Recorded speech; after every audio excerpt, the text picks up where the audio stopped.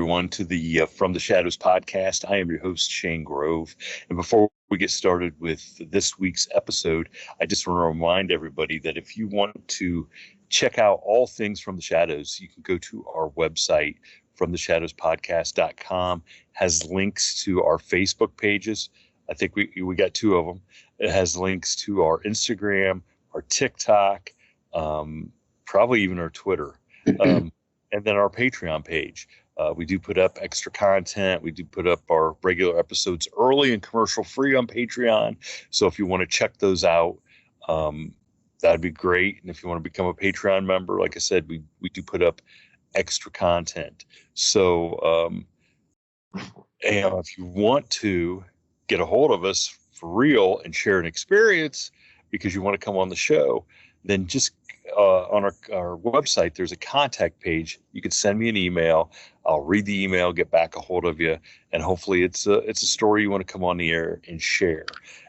And then you can also find me at Shane Grove Author on Instagram if you want to send me a direct message about something. So with that being said, I'm super excited about this episode. We have a gentleman from the great state of Florida. Who I was made aware of his stories through a good friend of the program, Stacy Brown. Is getting ready to release a documentary called Bigfoot: The Journey to Belief.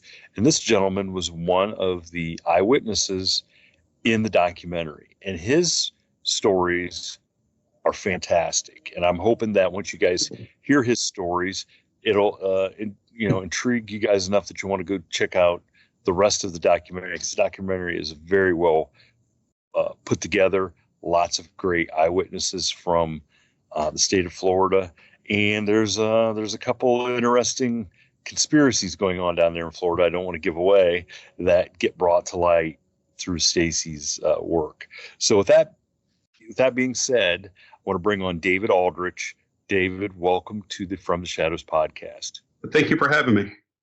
Hey, I just told everybody your stories to me are the ones that jumped out because they were different than everybody else's, and different in the sense, the circumstances that surrounded them. So I would like you, in your best recollection, sure, take us back to, when this was. Yeah, this is a while ago. Yeah, and just kind of give the setting and tell us what happened. Sure. It was November of '92, so it's going back a while. I used to live up in Venice. My family's from there, Nokomis area. And I was heading over to the other coast to go diving at night, about 10 o'clock at night, going over to meet my buddies. And so got on the interstate at the old exit, I believe it was exit 35. And which was the Venice exit. So it's the main Jacaranda exit, which is totally different now. And let me premise something here, because if you drive through this stretch of road now, anywhere here, it's completely different now than what it was in '92. It was, they hadn't updated the extra lane, and the on-ramp was at a different location than where it is now. So the person going there now would not, it's not, I'd have to tell you how it's different before there. And I did that with Stacy and walked him through that. So I'm getting on the 75 at this Venice exit. And I look over to my left. I have cars coming. I'm on the on-ramp. I have some cars coming, but they're a lane over. And one of them, I remember one of them got my attention. They were flashing their lights or something like that. And as I was looking back from my left back to the road, that's where something, assumed it was a Skunkape, jumped across the hood of my car, and that ended up hitting its leg for my bumper. And I'll never forget the guttural sound that came out. I mean, I was in my car, I had my windows up, moving pretty good, getting on the interstate. And I remember the thump hitting my bumper. And I was in a Super Coupe. I was in a Thunderbird Super Coupe, so I was low. And I just remember seeing this as it came across the car. Hand went down to my hood and went across it. But I hit I believe it was its left leg and the calf for my bumper. And the sound, I'll never forget, the thump, it was like, it would have been equivalent to hitting a deer if you were to hit deer. But the guttural, it was almost like, I can't put words to it. I mean, it's just, it's a guttural wrench sound, very deep. And, it's something I couldn't imitate. And, I went up a little bit and I ended up pulling over. The only thing through my head, my head was, as I said, Bigfoots don't exist, So, I mean, I know what I saw. I don't want to cross my car, but I pulled my car over and started looking for like a homeless person that had run across the highway. And I was, the color stuck in my head was red and khaki for the hair. With this, I'll just describe that a little bit more in detail. But I pulled over. And I had I guess a 500 candlelight dive light in the back seat of my car. So when I lit that, I lit up the pasture, I lit up the road, and went and looked, and I saw nothing. And if whatever went across my car, we had about another 50 to 70 feet of grass before you hit the barbed wire fence on the interstate. And then there was I don't know if you're familiar with Brazilian pepper. It's an invasive plant. Okay. I've heard of it, but I couldn't think of that. It grows into a tree. It's massive. Okay. And nothing could get through it. So this was in a cow pasture. To get to that, to clear that, it had to have been to get over that fence, it was another 50 feet. So it would have crossed a lot of ground just for my time to pull over to see something, and found nothing. Now, this was back in 92. So when I was driving across state, I was fortunate. My father used to have a brick phone from Bell, if you remember those, Bell Labs, and put the button on the back. So it weighed about 5 pounds. So I remember this very well. I remember getting the phone out, and I called the Florida Highway Patrol. And this would have been early in the 911 system on the cell phones and stuff like that. Got a hold of a dispatcher and explained my situation, saying, hey, I think I hit somebody or something. And this lady was very, very calming. And she said, where are you? I said, I'm in my car. She said, put your windows up, lock your doors. So I did that. Then she started to interview me per se. What do you think you hit? I said, I can't tell you what I hit, but I think it had hair. And I went through the whole description of what I thought I hit. And she said, Mr. Aldrich, let me just tell you one thing. I don't think you hit a person. We get a lot of calls from this, from this 5-mile strip of road right where you are.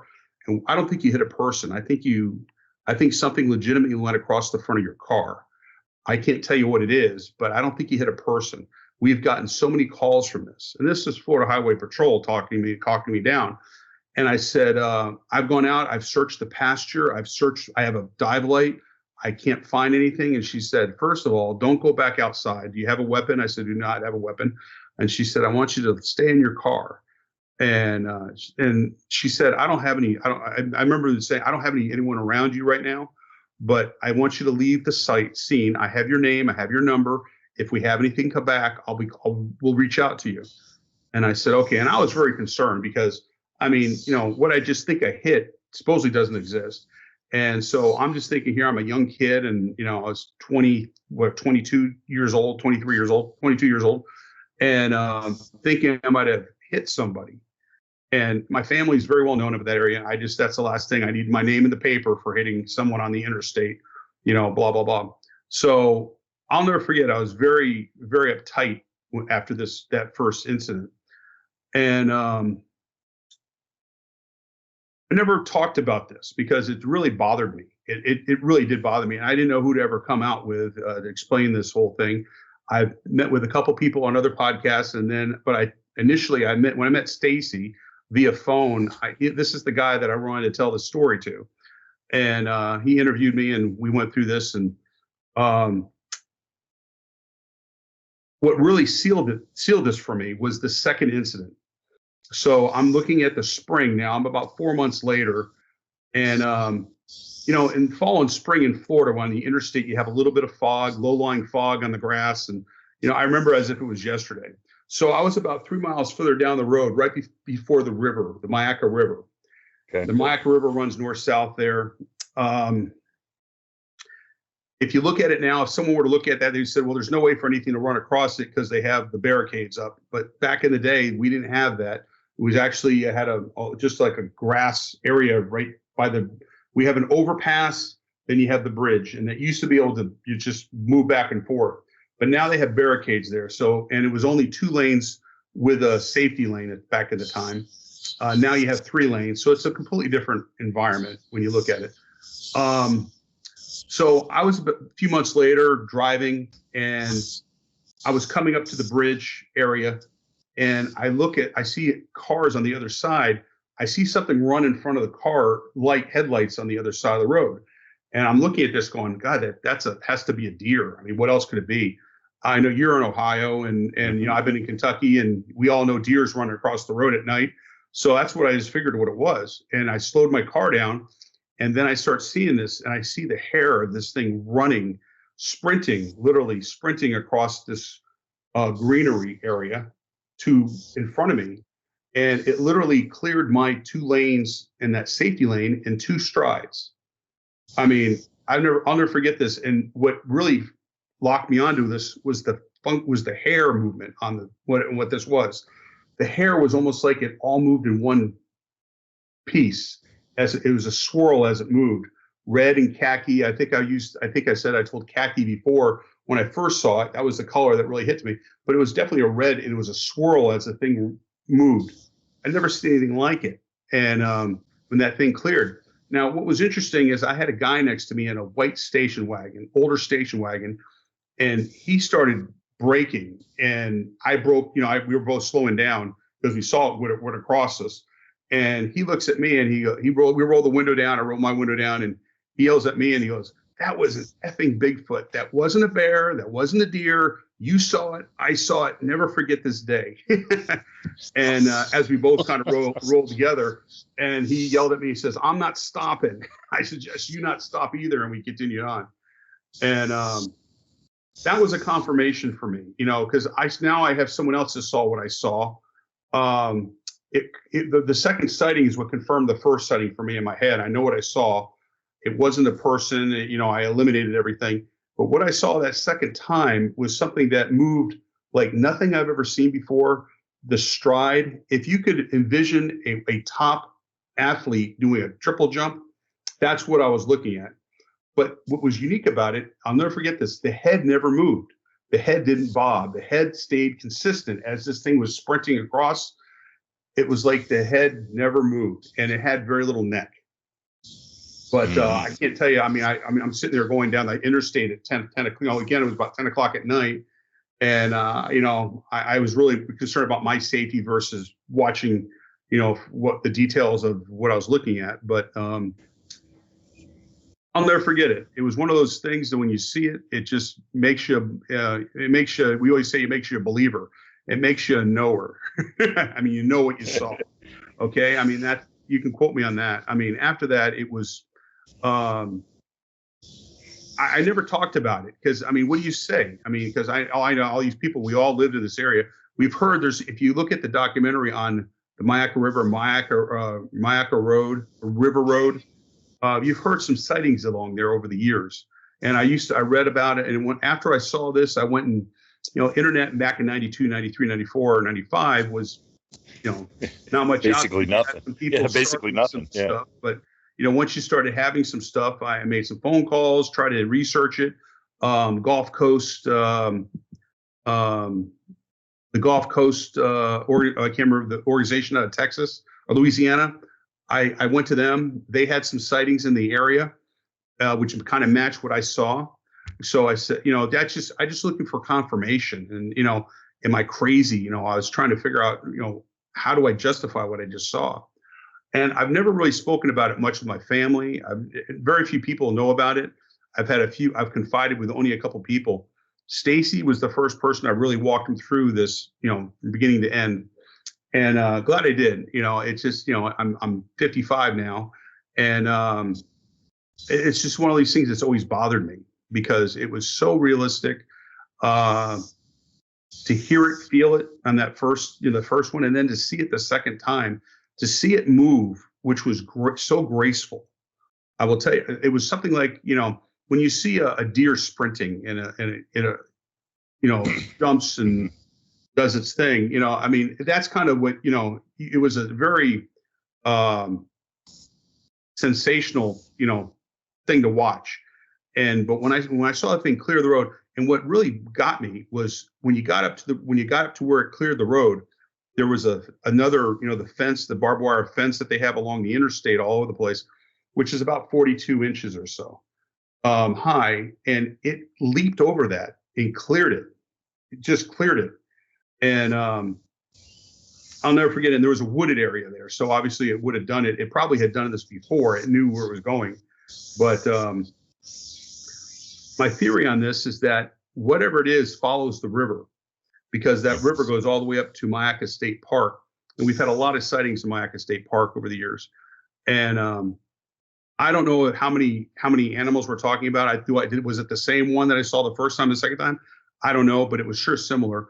Size wise, it was about a human size. It wasn't real big, but what it was, the muscles on it. The first time when I saw it so close, you could see the muscles coming through on the legs like nothing I've ever seen before. So for someone in a costume, there's no way. When you could see the definition, and then when I saw it running, you could see the definition in the legs and also in the shoulder torso area. You could see the muscular definition very clear. And you kind of followed it, because as the hair moved in that pattern, as I said, it kind of just moved. You could see the muscles very clearly. So I don't know how long the hair was, but it had hair that was a few inches long. But the muscular definition was something I've never seen before on anything. Well, so listening to these stories, again, and getting into more detail, some things, immediately jump out that I am just super curious about. And like the first one is so you mentioned, off air and some of the stuff that you had written down. Okay, you were going to have to talk to your dad about this phone call, because this wasn't like a cell phone call. Oh yeah. I mean, back in the day, those calls were, $4 or $5 a piece, maybe more. And this was a 5-6 minute call. We used to pay $4 or $5 a minute, dollars a minute back then. So I knew so how to explain. How'd that conversation go with your dad? He didn't inquire too much about it. I do remember mentioning it to him. I said, hey, I had to make a phone call to 911 because I thought there was someone. I told him I think I thought I hit somebody, and he says, everything okay? I said, yeah. I said, but you're going to see a 4 to 6 minute call with Florida Highway Patrol, and I know we paid for it. So he laughed and he goes, that's okay. That's what it's there for. So I was very fortunate. But yeah, I'll never forget that. It's one thing to deal with the Florida Highway Patrol, but then I got to deal with Dad when I get home. It's only for emergency purposes. I get that, Dad. So, well, at least the phone call was for emergency. So you never had this conversation with your dad? And did he never ask about that night? You never told him, like? I was very open with him. We get the bill and ask questions because they used to record each call, or for when he was on call, and he wasn't on call. He gave me the phone to take for 4 days when I was out of town in case I had a problem. And I remember telling him that I made one call and didn't get into much as details as you and I have talked here tonight, but I explained that I had to call Florida Highway Patrol, and he was just real. My dad doesn't speak a lot, not a lot of words, but very sincere. And he said, "Was everything okay?" I said, "Everything's fine." And he said, "All right, that's all that matters." So we never got into that whole thing. So he never knew that it was beyond just. No, not until a few years ago, actually. And explaining he smiled, all these years later. But that's interesting. So when somebody older smiles like that, you know what that tells me? They know way more than what they're letting on. Yeah, probably true. So this area was near where you grew up and were living. Yeah, very close. So hearing about skunk apes was not something out of the ordinary. Like, you kind of knew. maybe that there was a little bit of talk about it or Yeah, something? I've always heard a little talk along River Road and in Mayaca State Park, but I never, that was it, and there was a family down in Venice that used to have a monkey and ape um, preserve for people that had them as pets, and they took them in, and they, as the crow flies here, they couldn't have lived more than a quarter of a mile from here. So I always suspected maybe there was something with that. I used to know them very well, but they had moved at this point up north.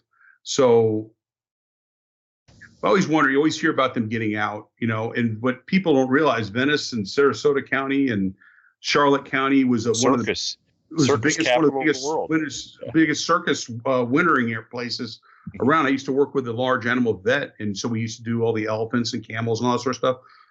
So used to see everything, and I always heard about stuff getting out, but I never, I'm sitting, when after you see something like this, it truly is life changing, and you will, try to put reason to everything you try to put reason to, and it's hard to on this. I'm going to be honest with you.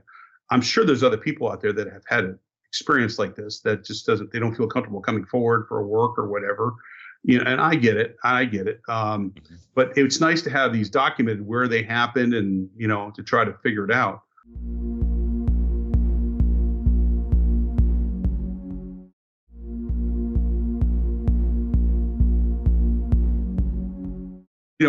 One thing I was asked about, do I think they still exist there? I said, well, with so much building that we've had in the last 20 years, maybe not. I don't know, but I think they follow the river.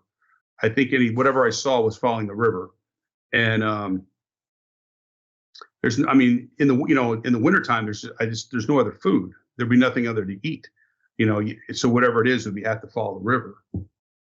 Well, I always, and in talking with Stacy and other people that have had experiences with what they call the Skunkape down in Florida, it certainly does not seem to be the same species of what, we see in Ohio, which you see out in the Pacific. It's nowhere near as big. It acts a lot differently. It acts sort of similar to what you hear as far as its aggressive type nature, as like what you hear about in Texas and stuff. And I'm sure probably they don't get as big because Florida's so hot. Oh. And that is not conducive to. It makes pythons grow big, but it doesn't make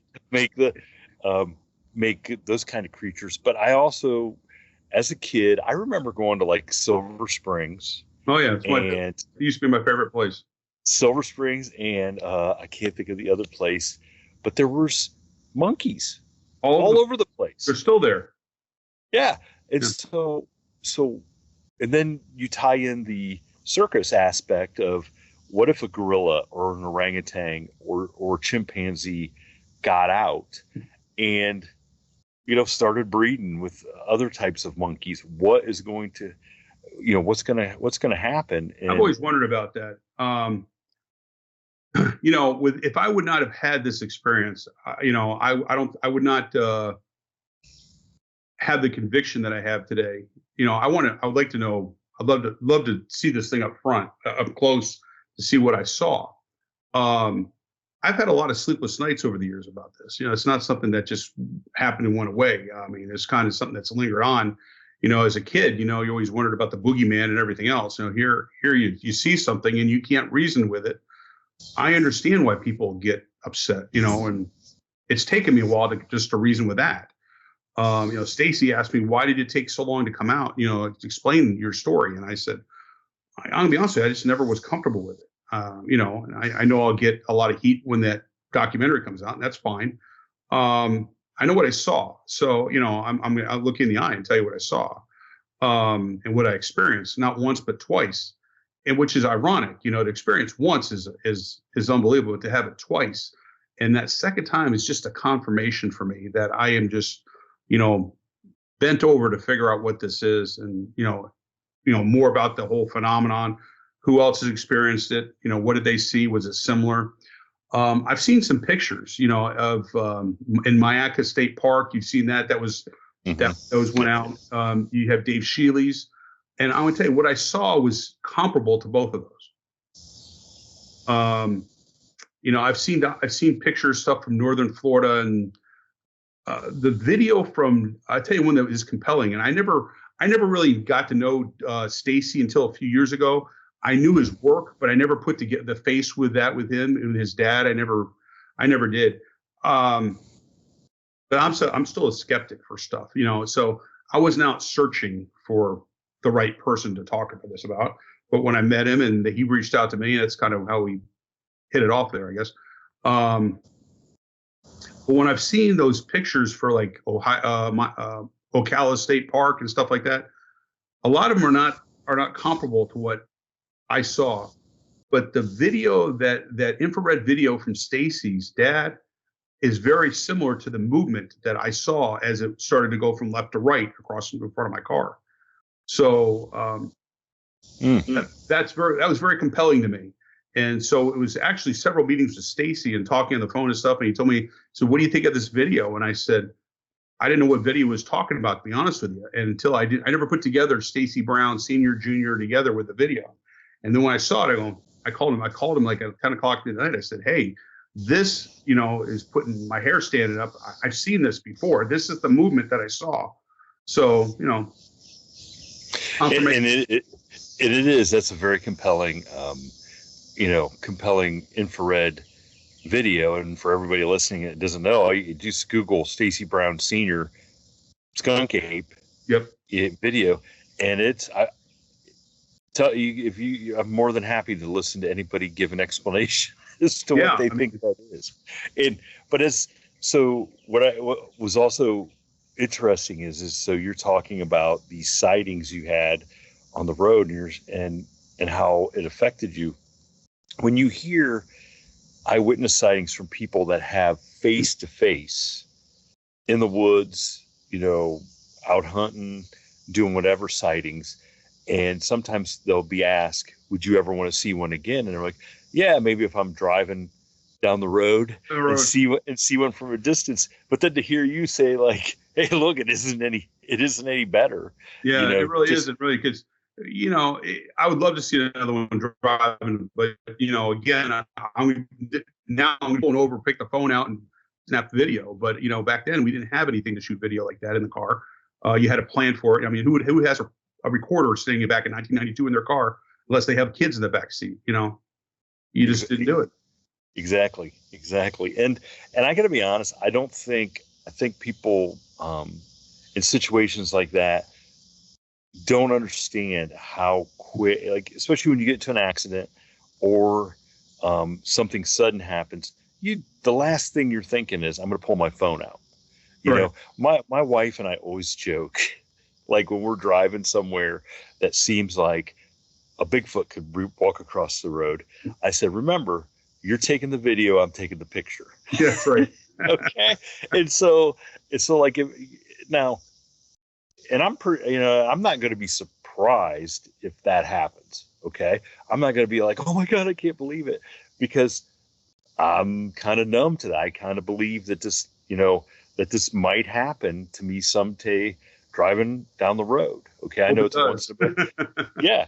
And so I don't know, even though we're kind of joking around preparing ourselves, am I still going to have the wherewithal and the right frame of mind to take a picture and a video? I don't know. I just don't think so. I just don't think it's going to be that simple as what people want to make it seem like, and now I do want to really touch base on the dispatcher. Sure. Okay.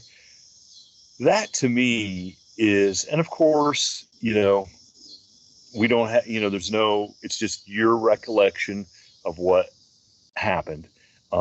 Although I don't know, maybe there's a recording of that call somewhere. I would love to see it, but I wish I'd written the exact date down. I mean, I know the ballpark of the time of the year or the month and stuff, but yeah, things I regret now. But just the fact that what she said to you, like, I don't think you hit a person, get back in your car and go ahead and leave.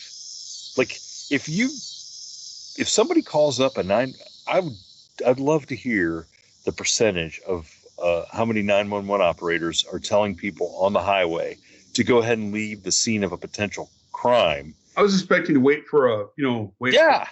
a sheriff or someone to come, whoever was, local. And she told me to leave. We have your name. I have your number. I gave him my home address. I gave him everything. So, to contact me, I said,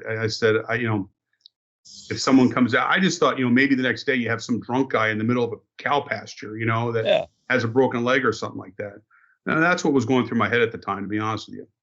I have a note here for what, I thought about this. You ever see Monsters, Inc.? The Disney movie. So the big blue guy, Scully. Yeah. When they made that, every hair was a different piece of code, how the hair moved in the digital film. And the way that hair swayed on that's the perfect visual that if I want to leave you with something, when I saw that go across my car, of how everything, it was like, I don't know how you could duplicate that, and I mean, I've seen enough, furs in my life and, gully suits, I've seen everything. Yeah. I've never seen anything move like that, even close to it. Yeah. I mean, and for somebody, and I don't even want to say the word fake that, because if you're going to be that dumb to put on that kind of suit and then run across the highway, because that's the other thing is so we do hit there's a lot of deer hit in Ohio on 71, 77, 75, all the big highways. But if you ever see a person or an animal on a major highway like that, it is a shock. Okay. Mm-hmm. It is like something that totally gets your attention, because there's not supposed to be an animal out there, and there's not supposed to be people out there. It totally gets everybody's attention. And so to see something I can understand, seeing something running and you locking in on it and wanting to see what the heck is this? Because if it is a person running, what the heck are they doing out there? Yeah. Why? Do they have a death wish? And deer, I mean, I never understand. I mean, I don't know the psyche of a deer and what their non-thought process of is. I can make it across. Yeah, I can make it across. Just stay in the field that you're in. I'm 55 years old. I've been driving 75 since I was a teenager. I just saw my first deer on the interstate about 2 years ago. Really? The fence was down. I mean, you don't see deer crawling across the road in Florida. You just don't see it. I see more up in Central Florida around Disney World than I've ever seen down here. I've seen one down by Dave Shealy's driving to Miami at night, but that's it after all these years. So it's just not something that, you're looking for. I remember my wife's from Kentucky, and I remember being up there driving from Lexington to Louisville from Lexington to Cincinnati to the airport. And then you had I remember a whole herd of deer, I guess you call them a herd, coming down the mountain. And my brother-in-law was yelling at me in the back seat. He said, stop the car, stop the car. He says, you've never seen this before. He said, they're going to kill somebody. And I had never seen that before. And that was, 15 years ago now. So, I mean, when I saw this, the only thing I could think of when I saw it going is said, maybe it's a deer, but I mean, I had never seen a deer in Florida. Our deer are small too. Yeah. I think, aren't they like mule deer or something? Is that what they're called? I think so. Yeah. And they are way smaller. And, but it's just that act alone of running across the highway is something that, it definitely gets your attention. And so the one thing I do hope from you coming out and telling these on some podcasts and being in this is I'd love to hear from any of those 911 operators that took those calls. Oh, yeah. Okay. Especially if she's telling you look, this isn't the first one we've gotten. You know, okay, where's the other ones? Like, what happened in the other cases? And then the dude that was beside you in the white station wagon.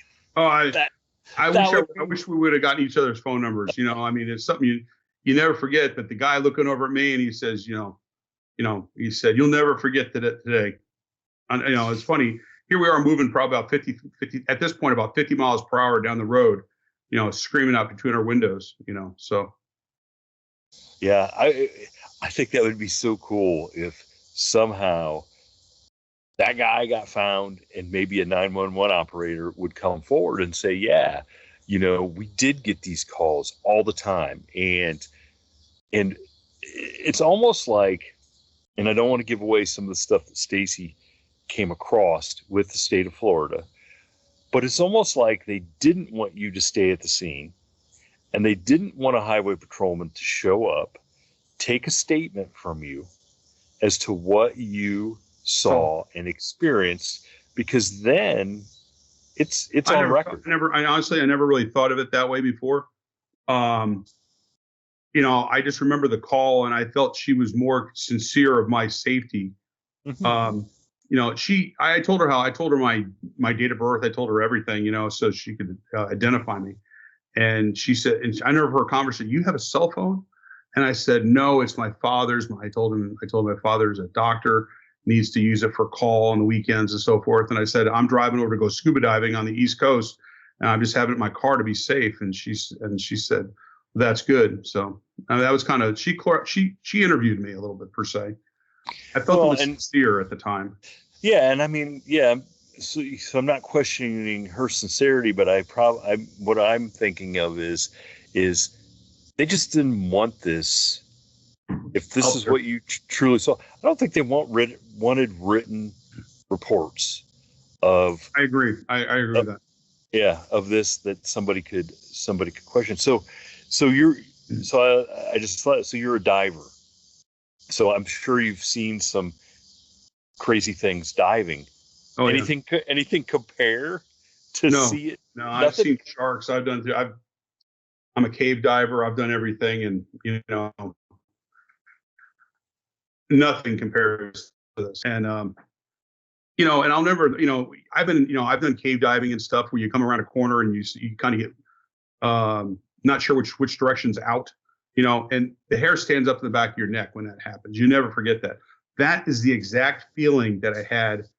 I remember when I went through that underpass, then the guy sitting next to me as what I'm feeling, because now this is a confirmation that what I saw 3 or 4 months ago was real.